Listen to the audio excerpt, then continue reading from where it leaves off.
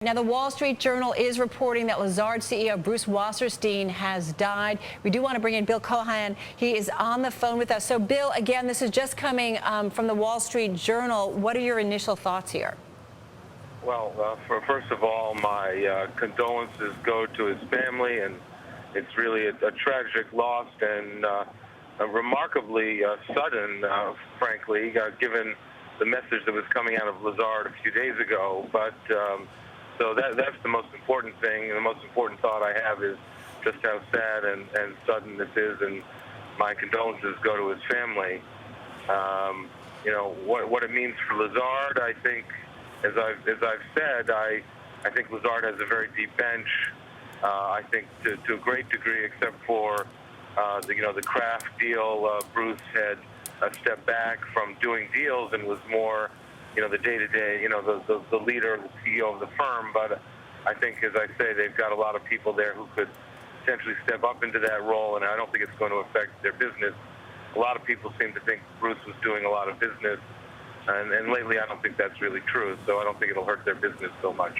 Bill, step back for a second and talk about what a monumental figure Bruce Wasserstein really was for investment banking. I mean, a lot of people know him well from the book Barbarians at the Gate, but he really had an incredible career, and especially at Lazard, some monumental changes that he made there.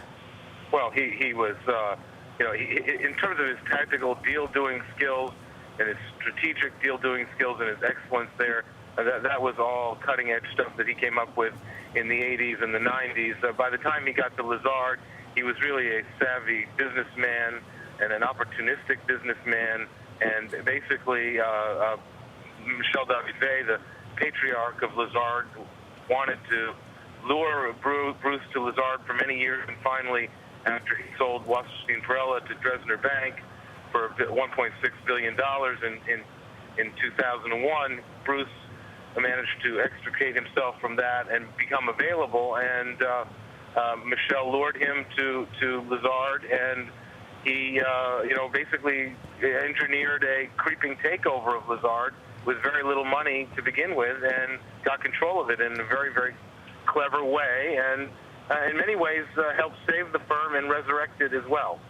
You know, Bill, some have described Wasserstein to us as the driving force behind Lazard. I mean, you wrote a book about Lazard called The Last Tycoons. I mean, is that a fair characterization of what Bruce really meant to this firm? The driving force?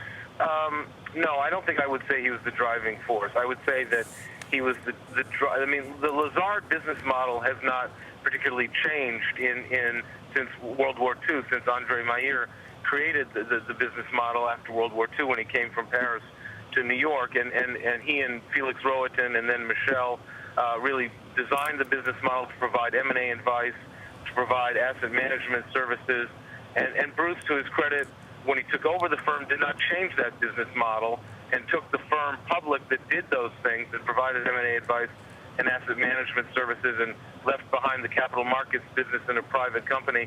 So to his credit, he continued on what Lazard had started, what Michel and Felix and Andre Mayer had started. But, the driving force was really that culture, those people who remained at the firm, and that those values that remain instilled in the people who work there. And it's a very, very special place, and I think that can be seen now, particularly after the aftermath of this financial crisis. Well, and as you point out, he avoided basically the big, greedy building of banks and financial firms that led to the demise of a lot of them, right? I mean, he avoided the pitfalls of the credit crisis. Absolutely, he did, but ironically, it was really carrying on what Michel David-Weill and Felix Rohatyn designed. I mean, they stayed away from any kind of bridge loans and junk bonds and mortgage-backed securities and all those things that got the rest of Wall Street into trouble. Bruce, though, was an architect of some of those things when he was at First Boston. He was the architect of the bridge loan, which got First Boston into trouble. But by the time he got to Lazard, he learned from his mistakes, I guess, and knew that those kinds of things could not be part of the Lazard culture. And then he kept away from them, and Lazard made it through the financial crisis in flying colors. And Bruce gets a lot of credit for that, as does the culture of the firm. You know, Bill, obviously our thoughts go out to his family. One thing, though, that I think, certainly investors want to know is then potentially who comes after Bruce Wasserstein. There's certainly some deputies that have been talked about this week. I mean, who do you think? Is it Steve Golub? Is it Ken Jacobs?